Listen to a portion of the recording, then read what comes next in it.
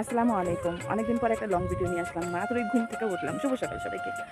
তো মানে রাস্তায় গেছিলাম যে আজকে রাস্তায় গিয়ে হাঁটাহাঁটি করবো, রাস্তার দৃশ্যগুলো দেখাবো, হ্যাঁ, পরিবেশটা দেখাবো। কিন্তু রাস্তায় সবাই ধান কাটতেছে তো, মানে ধান কেটে সবাই রাস্তাটা নিয়ে যেতেছে, এটার জন্য আমি যাইনি। আর তার উপরে আমাদের এই টমি কি করে যে ও রাস্তা কেটে যদি আমরা বের হই, আমাদের সাথে যাই আমরা মারামারি করে। মানে অন্য সব দেখে ওদের সাথে মারামারি করে। তখন তো আমাদেরই সমস্যা হয়। আর এটা এমন একটা অবস্থা, মারামারি তো পারেই না, লাস্টে আমাকে কুলাইয়া লাভ দেয়। তার একটা ভয় লাগে না কও? তো বন্ধুরা, তোমরা কেমন আছো? আশা করি সবাই ভালো আছো। দেখো আজকের পরিবেশটা, বাহিরের পরিবেশটা কিন্তু এতটা ভালো লাগতেছে। তোমরা একটা জিনিস লক্ষ্য করছো? দেখো আমার পিছনে যে একটা রয়্যাল গাছে দুনিয়ার ফল হয়েছে, আমি তোমাদেরকে দেখাইতেছি। দেখো আল্লাহর নিয়ামত, এত ফল হয়েছে এই গাছে। আজকে থেকে না, মনে হয় কি এই 10-12 বছর ধরে এমন এক নাগাদ ফল হয়, একদম এই নিচে পর্যন্ত। খেয়াল করছো?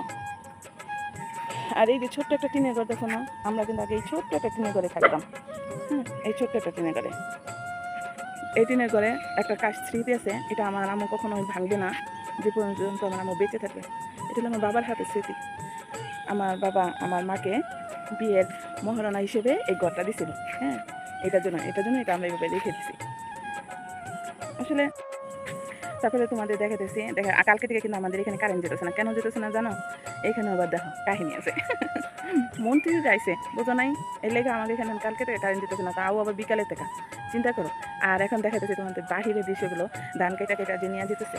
দেখো, হ্যাঁ, এই যে দেখো কত সুন্দর করে মানুষ ধান কাইটা বিছায় রাখছে।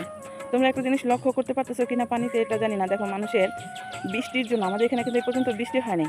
আমি তোমাদের কেমনে দেখাই, দাঁড়াও, এই জিনিসটা লক্ষ্য করে দেখো। এই যে দেখাইতেছি, মাছ কিন্তু সব জেগে গেছে, দেখছো?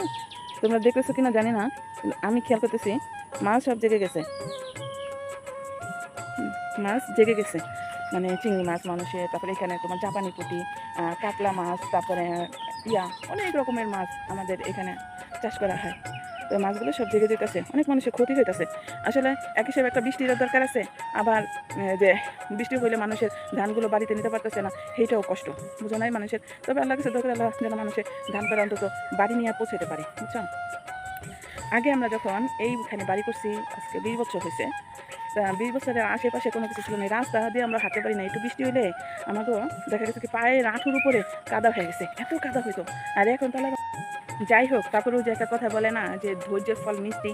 তো এখানে রাস্তাঘাট, মেন রাস্তাঘাট সব কিছু হওয়াতে এখন আমাদের এই জায়গার দাম আল্লাহর রহমতে অনেক হয়েছে, অনেক হয়েছে। হ্যাঁ, আগে আমার মা এই 1 বিঘা জমি কিনছে 1 লাখ টাকা দিয়া, কিন্তু আল্লাহর রহমতে এখন 1 কাঠা জমির দাম হয়েছে 3 লাখ টাকা। তাহলে দেখো, ধৈর্য ধরে আজকে একদম ভিতরে একটুখানি জমি কিনছে, সেই জমির দামও মাশাআল্লাহ অনেক হয়েছে। আমার কাছে না গ্রামের এই দৃশ্যটা এত ভালো লাগে।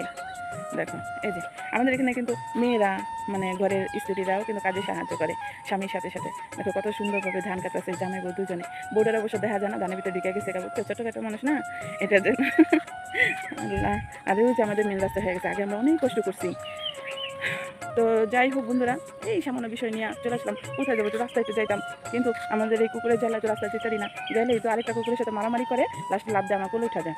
তো আমি আর কি, আমি নিজেই বয়স উপরে যাই, লাস্টে রাস্তা যেতে পারি না, একটু হাঁটাহাঁটি করবো, সেইটাও পারি না। এমনি মোটা হয়ে যেতেছি গা, ওর জ্বালায় কোথাও যেতে পারি না। তো যাই হোক, তোমার সবাই ভালো আছো? আসলে সকালবেলা ঘুম থেকে উঠে চিন্তা করলাম অনেকদিন ধরে লং ভিডিও দিই না, দিই। তবে চিন্তা করছি এখন থেকে লং ভিডিও, খাবারের ভিডিও দেবো। হ্যাঁ, কিন্তু অনেকে না খাবারের ভিডিও দেখে না, দিন আবার এই মেয়েরা কি রাখে, সে এমনি মোটা হয়।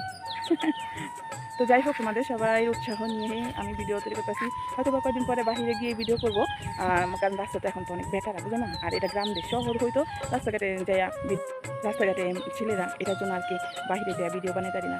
এমনি যত যাই করি, এমন কাজ করা যাবে না যে মানুষজন আমাদেরকে খারাপ কথা বলবে বা খারাপ নজরে তাকাইবো না। তুমি ভালোভাবে মান সম্মানভাবে তুমি সব কিছু করে যাও, দেখো যে কেউ তোমাদের কোনো কাজে বাধা দিব না, আরও মানুষ কাজে সাহায্য করবো, উৎসাহ দিব। তো হ্যাঁ, তোমরা সবাই ভালো থেকো। আল্লাহ হাফেজ।